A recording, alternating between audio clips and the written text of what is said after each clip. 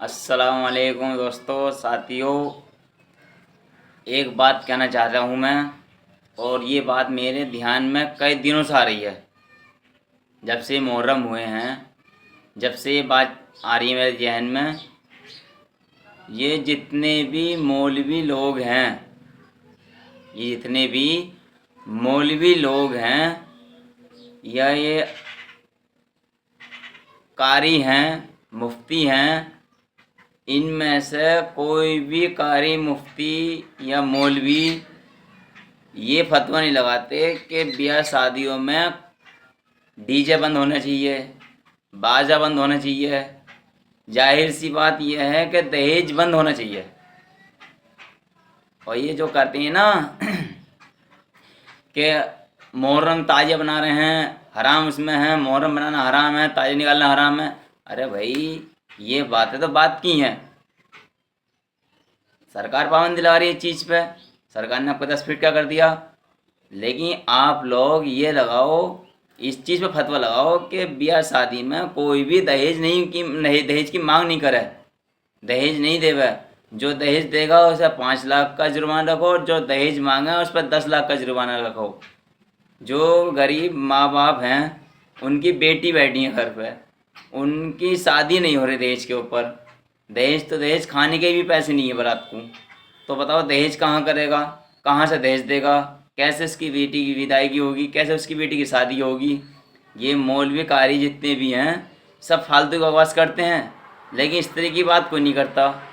बस इतना है, मुहर्रम पे फतवा लगाए जाएंगे कि ताजिया इतना ऊँचा बनाइयो, ताजिया ऐसा मत करियो, ताजिया बनाना हराम है, ताजिया ऐसा बनाओ।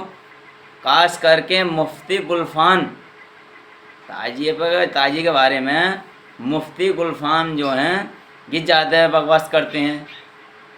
इनसे मेरी गुजारिश है कि जितने भी तुम्हें फतवे लगाने हैं तो ये फतवा ऐसे लगाओ जो हदीस की तरफ होना चाहिए।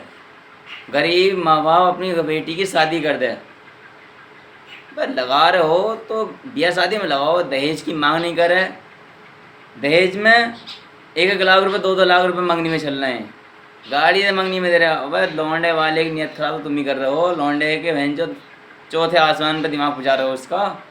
गरीब माँ बाप क्या करेगा, जिसके घर 4-5 लड़की हैं, उसके घर नहीं है कब्जा, ना जगह है उस पर बेचने के लिए, ज़मीन बेच के ब्याह कर देगा, क्या करेगा वो।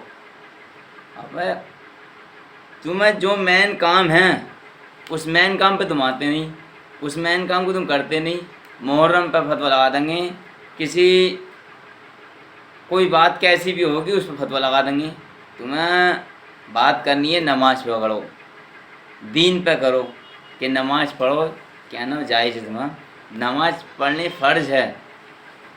और किसी की भी करो तो ये कहो ब्याह शादी में कोई भी आदमी दहेज की मांग नहीं करे। दहेज की मांग करेगा तो देने वाले, जो दहेज देगा लड़की वाला उसे 5 लाख रुपए जुर्माना, जो लड़का वाला दहेज मांगेगा उसे 10 लाख रुपए जुर्माना। उससे ये दहेज बंद हो जाएगा। अब किसी का कब्जा 1 रुपये का नहीं है, वो कहाँ से करेगा 10 रुपये, कहाँ से करेगा 10 रुपये बताओ। इसलिए कह रही हूँ जितने भी मौलवी मुफ्ती साहब हैं, ये मौलाना हैं, इनसे बस एक ही गुजारिश है मेरी, खाली मुहर्रम को छोड़ दो। मुहर्रम अब नहीं होंगे, 5 साल में, 10 साल में, 1 साल के बाद कभी न कभी तो लोग आओगे ध्यान में आवेगी। इस चीज़ पे फतवा चालू करो कि दहेज की मांग कोई नहीं करे। आज दहेज रोकोगे, कल को मुहर्रम भी रोकेंगे।